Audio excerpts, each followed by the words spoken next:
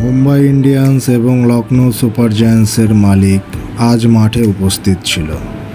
তারা দুজনই এই টুর্নামেন্টের শেষ ম্যাচ দেখতে এসেছিল, কিন্তু শেষ হাসি এসেছে লখনৌ সুপার জায়ান্টসের মালিক হার্দিক পান্ডিয়া যেন পুরো টুর্নামেন্টে অসহায় অবস্থার মধ্যে ছিল, কারণ এই টুর্নামেন্টে হার্দিক পান্ডিয়া দলের জন্য তেমন কিছুই করতে পারে নাই।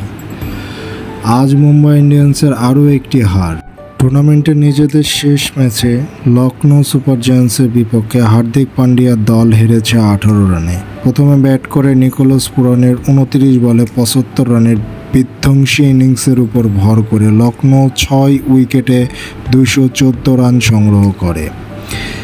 এই রান তাড়া করতে যেয়ে মুম্বাই ইন্ডিয়ান্স 196 রানে থেমেছে। মুম্বাই ইন্ডিয়ান্স লখনৌর কাছে 18 রানে পরাজিত হয়েছে।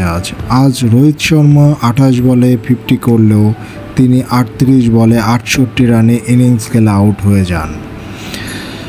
আজ ক্যারিবীয় ব্যাটার নিকোলাস পুরান যেন মাঠে ঝড় তুলেছিল। 19 বলে 50-র কোঠা পূরণ করেন তিনি। এর মধ্যে 5টি 4 এবং 8টি ছক্কার মার ছিল।